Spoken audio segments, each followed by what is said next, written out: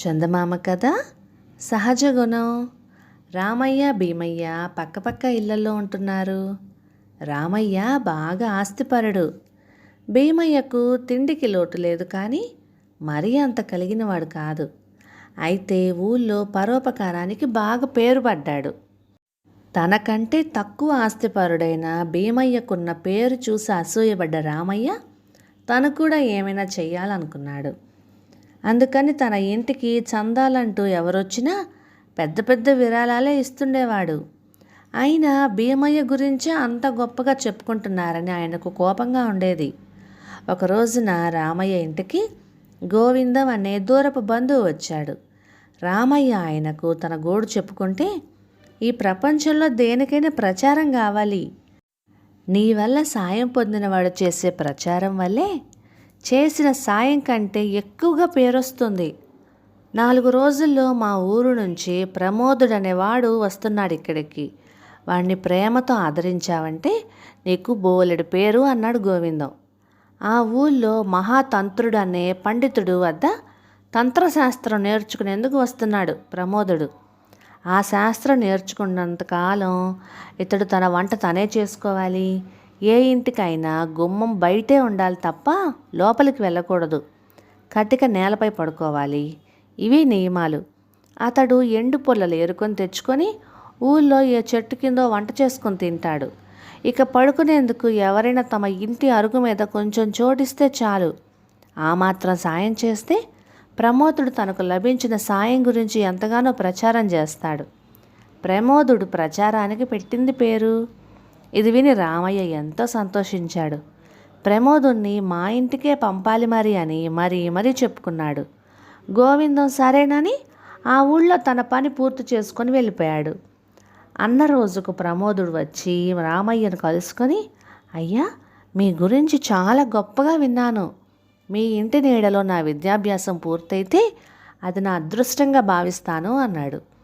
ప్రమోదుడు ఉదయాన్నే లేచి నదీ తీరానికి వెళ్ళి కాలకృత్యాలు తీర్చుకొని స్నానం చేసేవాడు. ఆ తర్వాత ఏ చెట్టు కాయో కోసుకొని తిని కడుపు నింపుకునేవాడు. అప్పుడు మహాతంత్రుడి ఇంటికి వెళ్ళి మధ్యాహ్నం దాకా విద్యాభ్యాసం చేసేవాడు. తర్వాత షావుకారు వద్ద దినవెచ్చాలు తెచ్చుకొని నదీ తీరాన వంట చేసుకొని తినేవాడు. ఆ తర్వాత మళ్ళీ మహాతంత్రుడి ఇంటికి వెళ్ళి ఆయన ఇచ్చిన పుస్తకాల నుంచి ముఖ్యమైన విషయాలను సంగ్రహించి తాళపత్రాల మీద వ్రాసుకునేవాడు. రాత్రికి మళ్ళీ ఏ చెట్టుకాయో తిని రామయ్య ఇంటి అరుగు మీద చేరేవాడు. ఆ ఊళ్ళో ప్రతి వాళ్ళు తమ ఇంటి అరుగుపైన వెలిగించిన దీపాన్ని ఉంచడం ఆచారం. ప్రమోదుడు ఆ దీపం వెలుగులో తను తాళపత్రాల మీద రాసుకున్న విషయాలను మళ్ళీ చదువుకునేవాడు. ఏమైనా సందేహం కలిగితే మర్నాడు మహాతంత్రుడిని అడిగేవాడు. ఇలా 4 రోజులు గడిచాయి. ప్రమోదుడి వల్ల తమకేమీ ఇబ్బంది లేకపోయినా అతడు తమ వల్ల చాలా లబ్ధి పొందేస్తున్నాడు అన్న భావం రామయ్య ఇంట్లో వాళ్ళకి కలిగింది. ఊళ్ళో తనను గురించి ప్రమోదుడు గొప్పగా చెప్పడం లేదని రామయ్యకు అసంతృప్తిగా ఉంది. ఇంటి అరుగు మీద పడుకుంటూ ఇంటి వాళ్ళ పట్ల తగిన మర్యాద చూపడం లేదని రామయ్య భార్యకు చిరాగ్గా ఉంది. తాము పడుకునేలోగా ఇంటికి చేరుకొని తమకు ఏవైనా కథలు చెప్పొచ్చు కదా అని రామయ్య పిల్లలు కూడా అనుకునేవాళ్ళు.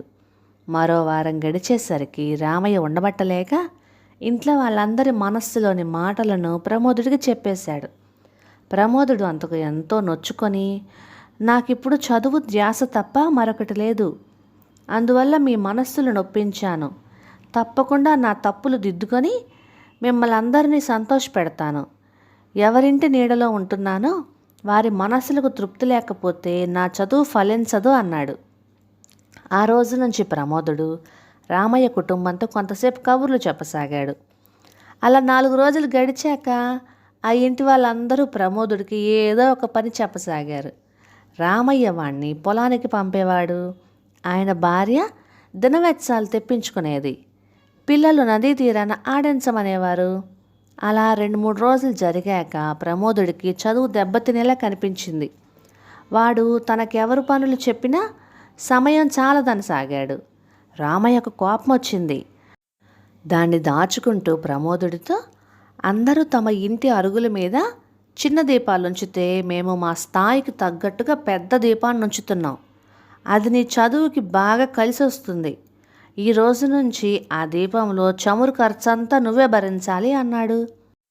చదువుకుంటున్నంతకాలం రోజుకి ఇంతకంటే ఎక్కువ ఖర్చు చెయ్యరాదు అని ప్రమోదుడికి నియమం ఉన్నది. వాడు నూనె చమురుకి ఖర్చు చేస్తే ఆ మేరకు తిండి తగ్గించాలి. తిండి తగ్గిస్తే ఒంటికి నీరసం వచ్చి మెదడు సరిగా పనిచేయక చదువు దెబ్బతింటుంది. అందుకని వాడు రామయ్యతో తను చమురు ఖర్చు భరించలేనని ఖచ్చితంగా చెప్పేశాడు. దాంతో రామయ్యకు చిరాకు వచ్చి తన ఇంటి అరుగు మీద రాత్రిపూట దీపాన్ని ఉంచడం మానేశాడు. అందువల్ల ప్రమోదుడు రాత్రి పడుకునే వరకు భీమయ్య ఇంటి అరుగు మీద దీపం వెలుగులో చదువుకోసాగాడు. ఇది గమనించిన రామయ్య భీమయ్యను ఒకరోజు పిలిచి, ఇంటి ముందు చమురు దీపం వెలిగించి ఉంచే ఆచారం ఎందుకు వచ్చిందో తెలియదు కానీ దానివల్ల ప్రయోజనం పొందేవాళ్ళు ఇంటి అరుగు మీద పడుకోనిచ్చామన్న కృతజ్ఞత కూడా చూపరు. నేను చమురు ఖర్చు భరించమన్నానని ఆ ప్రమోదుడు నీ ఇంటి అరుగు మీద దీపం వెలుగులో చదువుకొని అప్పుడు వచ్చి మా ఇంటి అరుగు మీద పడుకుంటున్నాడు. ఇలాంటి వాళ్ళకు బుద్ధి రావాలంటే నువ్వు కూడా రాత్రులు ఇంటి అరుగు మీద దీపం వెలిగించవచ్చడం మానేసేయ్ అని చెప్పాడు.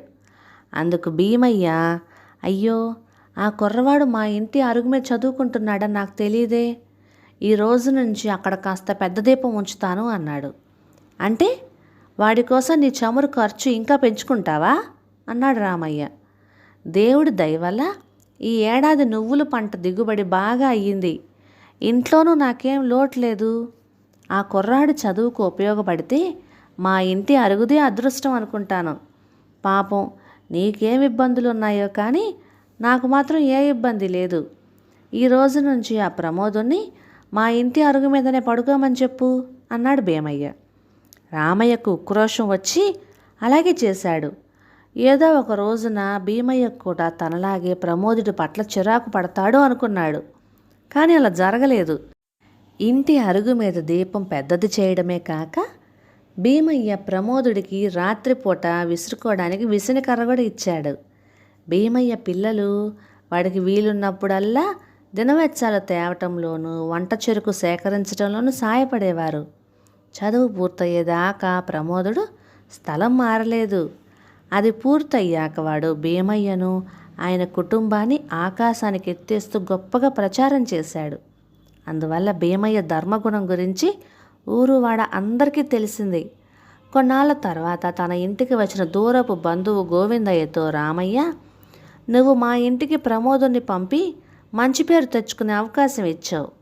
కానీ అది నేను ఎందుకు ఉపయోగించుకోలేకపోయానో ఎంత ఆలోచించినా అర్థం కాకుండా ఉంది అని వాపోయాడు. అందు గోవిందయ్య నవ్వి, మనకేం కష్టం లేకపోయినా మన వల్ల ఇతరులు ప్రయోజనం పొందితే భరించలేము. అలా భరించాలంటే ధర్మ ఉపకార గుణాల్లాంటివి సహజంగా ఉండాలి. ఏమీ అనుకోకు, భీమయ్య ఉపకార బుద్ధి సహజ గుణం, నీకది సహజ గుణం కాదు. అందువల్లనే ప్రమోదుడి విషయంలో అలా జరిగింది అన్నాడు. కథ సమాప్తం. ఇక ఈ కథ మీకు నచ్చినట్లయితే ఇలాంటి మరెన్నో తెలుగు చిట్టిపొట్టి కథల కోసం please like, share and subscribe to my channel. Thank you.